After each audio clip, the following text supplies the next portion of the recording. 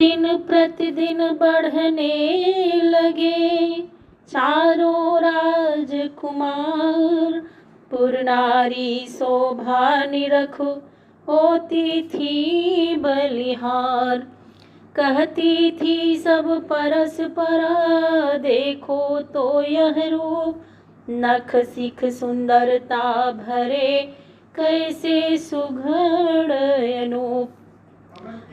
तलवे उंगली एड़ी रेखा बलिहारी, पंजों पोरों के तारे से उजियारे प्यारे। नख तो निरखोचित चोरों के कैसे कमनीय, कमल से भी कोमल पद सुखद सुहाते हैं। जिनकी गति देख देख सजनी केशरी मराल लजाते हैं। फिर देखो तो उन पैरों में क्या मृदुल पाउटे बाज रहे, मानो शोभा के रक्षक बन दो द्वापालिये गाज रहे।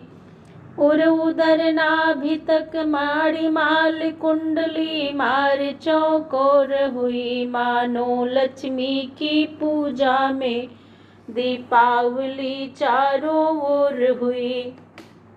बहिना उस उदर रात्रि बेड़ी, तट बट स्थल अतिशय प्यारे हैं। पृष्ठ स्थल ऐसा है सुडौल, मानो कच्छप अवतारे हैं। नवनिधिता कोमलता सुचिता सुंदरता पूर्ण हाथ देखो, उस जगह प्रकृति से मिल पांच तत्वों को एक साथ देखो। आजानुबाहु कंधे विशाल कमनीय कंठ कंठे वाला, फिर वही देख तो लो बहिना क्या डाला है डोरा काला। जन सुखद मनोहर चारु चिबुक अरुणारे अधर सुहाए हैं। जिनकी लाली को देख देख लाखों ही लाल सजाए हैं। करने को दसों दिशा बस में दर्शन या दर्शन दिखाते हैं। दाडिम हीरागढ़ तारागढ़ जिनकी छवि देख ल जाते हैं। रसना रमणीय रुचे राजे रस भरी रसीले, रसिकों की बाड़ी से वर्णन हो न सके मधुराई वह है बच्चनों की। अनमोल गोल सुंदर कपोलनी की नासिका, बालकों की छब किससे वर्णी जाए सकी। कुंडल वाले उन श्रवणों की लाजे मृग खंजन मीन, कमल मद मर्दन हार दमन के लज्जा लाली लावण्य लिए लोने लोचन लालन की है।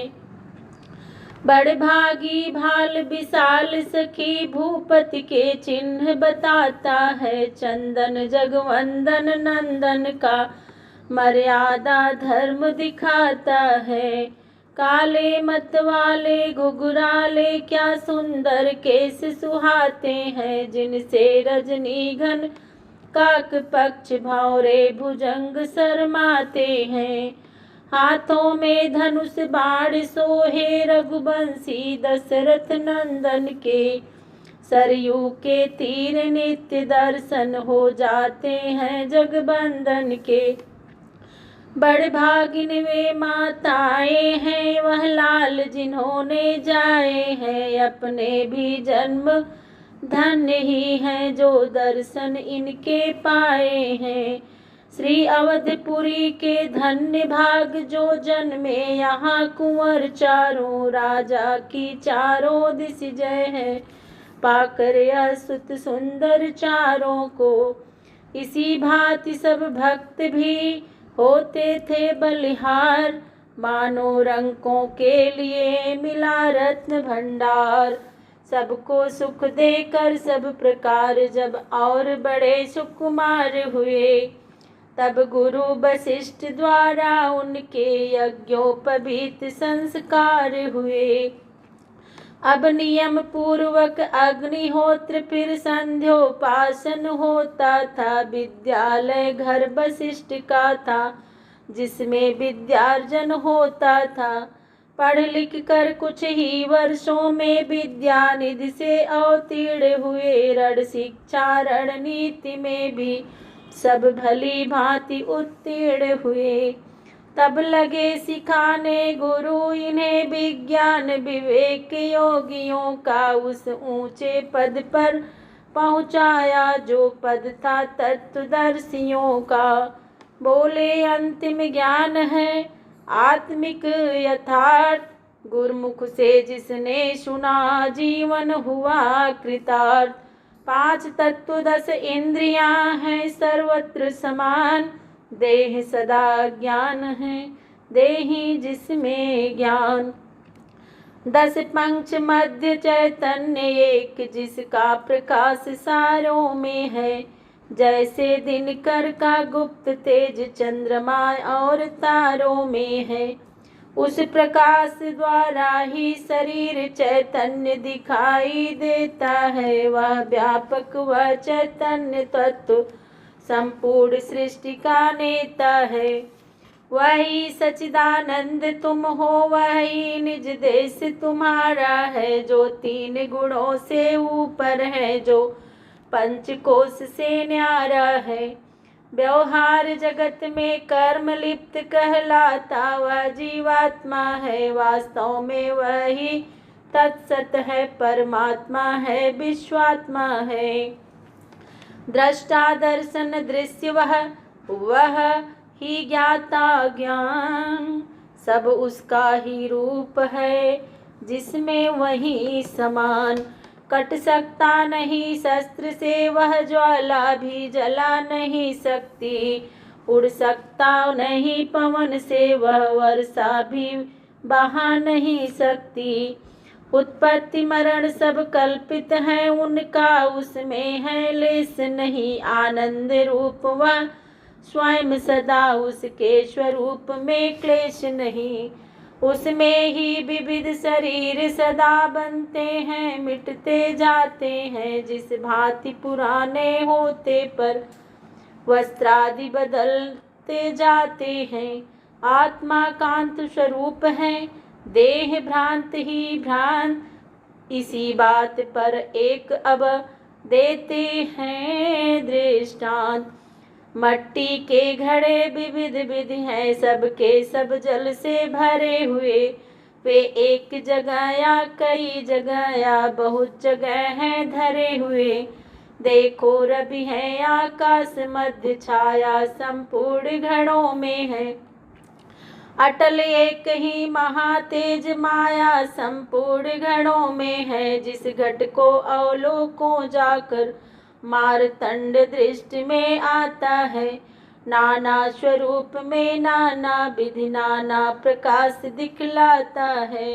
अच्छा अब घड़ा टूटता है, गल गया सहारा नहीं रहा। सूरज भी है छाया भी है, पर वह उजियारा नहीं रहा। इसी भांति संसार में घट रूपी है देह, छाया रूपी जीव का यही निश्चित गेह। श्री सूर्य रूप है एक ब्रह्म, जो सब पर तेज डालता है। यद्यपि अव्यक्त यथार्थ वहीं पर नाना रूप भासता है। जो घड़ा टूटता जाता है वह सब मट्टी ही मट्टी है। छाया फिर दृष्टि नहीं आती, यही धोखे की टट्टी है। वास्तव में सूर्य देव भी हैं, छाया भी कहीं नहीं जाती। ऐसे ही ब्रह्म एक रस है, माया भी कहीं नहीं जाती। छाया का आना जन्म हुआ जाना मरना कहलाता है। सोचो तो जन्म ना मरण कहीं सब स्वप्न दृष्टि में आता है। इसी भांति संसार का चलता है सब काज, यहाँ न कोई प्रजा है और ना ही नर नाजू। और तुम सच्चे बनो कर्म योगी, निष्काम करो कर्तव्य सदा। निज ज्ञानानल में भस्म करो हो तब्य और भवितव्य सदा।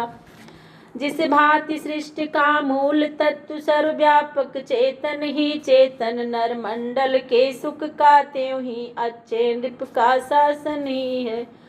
प्राकृतिक चक्र जब चलते हैं थल को तब जल कर देते हैं, राजाओं के भी सिर फिरते तो उथल पुथल कर देते हैं। जैसे चेतन की लीला में चलता न किसी का चारा है, त्यों ही शासक के चक्कर से सब जगह मनुज ही हारा है। अनुकूल प्राकृतिक घटना हो नृप का शासन भी अच्छा हो, मन को सत्संगति मिलती हो तब को भोजन भी अच्छा हो।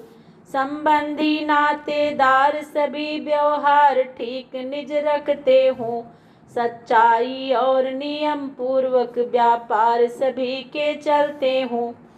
इतना बानक जब बन जाए अच्छा कहलाता जीवन है, अन्यथा अशांत जगत में तो व्याकुल ही रहता तन मन है। तुम राजा के कुंवर हो रखना कुल की लाज, जब वह अवसर आए तो करना अच्छा राजू। ईश्वर सा ऐश्वर्य ही रखना है औनीस, इसीलिए तो नृपति भी कहलाता है। इस जग में आते रहेंगे सदा शोक या हर्ष, बात बात में यहाँ पर होता नित संघर्ष।